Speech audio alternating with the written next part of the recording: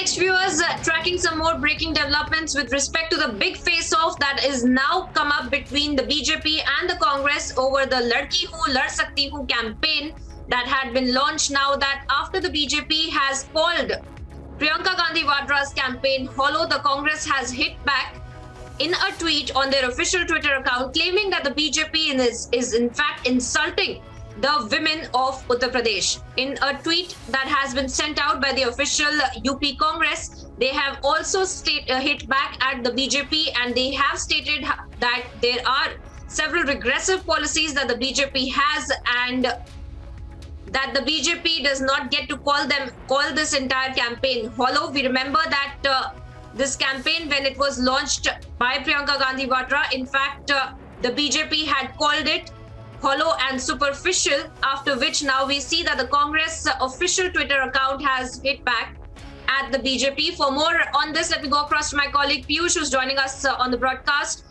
Piyush, break this down for us, the entire timeline of what we have seen with respect to this entire campaign that was launched on the basis of women of Uttar Pradesh. What more are you picking up from your BJP sources as well to this tweet that has been sent out by the Congress? Well, absolutely. Remember that at one side, Priyanka Gandhi is coming up with this slogan of Ladki Hu Lad Sakti Hu. On the other side, BJP has said that this entire slogan, this entire campaign of Congress party is nothing but a hollow promise which is being made by the Congress party. I'm also joined with BJP MP, Mr. Pradeep, who is from Kairana. Right now, we're in Kairana. You know, Mr. Amit Shah will be coming here. He will be doing door-to-door campaigning. Sir, Congress party जो है उनका एक slogan है लड़की हूँ लड़ सकती हूँ, उसको लेकर बीजेपी ने कहा है कि ये खोखला वादा है कांग्रेस का, क्या कहेंगे? निश्चित रूप से अगर ये भाव उनका महिलाओं के प्रति होता तो अब से पहले बहुत कुछ काम महिलाओं के लिए उन्हें करना चाहिए था। आज चुनाव हैं, बड़े बड़े शुगुफे, बड़ी बड़ी बातें महिलाओं के लिए, अन्य लोगों के लिए वो करने का काम कर रहे हैं। वो एजेंडा विहीन लोग हैं और देश की जनता ने उनको नकारने का काम कर दिया है। भारतीय जनता पार्टी का शासन चल रहा है। भारतीय जनता पार्टी के प्रति बहुत बड़ी आस्था इस देश के अंदर लोगों ने दिखाने का काम किया है। भारतीय जनता पार्टी की विचारधारा से लोग जुड़ने का काम कर रहे हैं। बड़े उत्साह के साथ आने वाले समय में चुनाव को बहुत अच्छे परिणाम के साथ जिताने का काम करने जा रहे हैं उत्तर प्रदेश की जनता। कांग्रेस ये कहते हैं कि बीजेपी के शासन में प्रोटेक्शन नहीं मिला लड़कियों को, इसलिए उनका एक स्लोगन है लड़की हूँ लड़ सकती हूँ। आपने देखा होगा कि अब तक का जितने भी कैंडिडेट्स हैं उसमें मैक्सिमम जो है लड़कियां हैं। क्या कहेंगे आप, ये जो मैसेज जो है कांग्रेस पार्टी देने की कोशिश करती है? देखिएगा, पिछली सरकारें भी हम लोगों ने देखी हैं और भारतीय जनता पार्टी की सरकार आज की तारीख में उत्तर प्रदेश में चल रही है। पिछली सरकारों में लड़कियां ही सुरक्षित नहीं थी, लड़कियों के साथ बड़ी बड़ी घटनाएं होती थी। स्कूल से बाहर निकलते ही साथ उनको छेड़खानी करने वाले नवयुवक खड़े रहते थे और अगर कोई कंप्लेंट उन लोगों ने की है तो कंप्लेंट पर कोई कार्रवाई होती नहीं थी। महिलाएं भी परेशान थी, व्यापारी भी परेशान थे। तमाम लोग, उत्तर प्रदेश की जनता पिछली सरकार में बहुत बुरी तरीके से दुखी रही और उन सब का निराकरण, उन सबको बेहतर सुरक्षा का माहौल अगर देने का काम किया है, आज भारतीय जनता पार्टी की सरकार ने देने का काम किया है। आज आप लोग देख रहे हैं, हम लोग कैराना में यहाँ उपस्थित हैं। कैराना के लोग कितने उत्साहित तरीके से भारतीय जनता पार्टी के प्रति अपनी भावना को जागृत करने का काम कर रहे हैं। महिलाएं भी बाहर निकल करके ये कहने का काम कर रही हैं कि हम लोग को अगर सुरक्षा मिली है तो भारतीय जनता पार्टी की सरकार में सुरक्षा मिली है।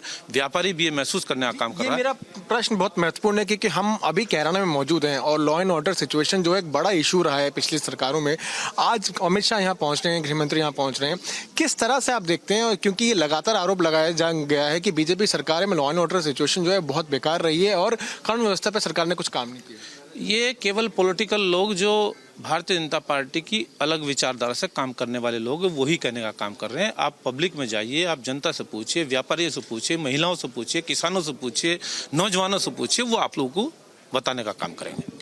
बात करने के लिए so you can we also heard statement coming in from Pradeep, Mr. Pradeep, who is also BJP MP from Kairana. He has also once again hit out at the Congress party by saying that it's the BJP only which has worked for the welfare of people and has worked a lot as far as the law and order situation in the state is concerned. Remember that big face-off has already started between BJP and the Congress party, where it is now being claimed by the BJP that this slogan of "Ladki Hu Lad Sakti Hu" is nothing but a hollow slogan of the Congress party. Priyanka. Well, yes, Piyush, the face-off in fact gets even more aggressive now that the BJP that had called the Congress campaign a hollow and superficial campaign, and now the Congress hitting out once again at the BJP, saying that the BJP is in fact the party that had heard the sentiments of the women of Uttar Pradesh.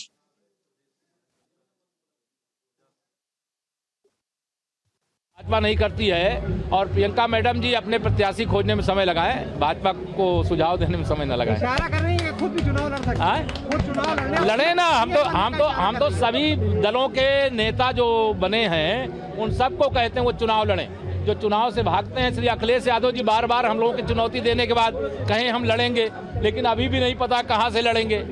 उनके प्रत्याशी चुनाव लड़ेंगे लेकिन सूची जारी नहीं कर रहे हैं। मुझे तो आशंका है कि उसमें सबसे अधिक दंगाई हैं, सबसे अधिक भ्रष्टाचारी हैं, गुंडे हैं, माफिया हैं, इसलिए वह सूची जारी करने से डर रहे हैं।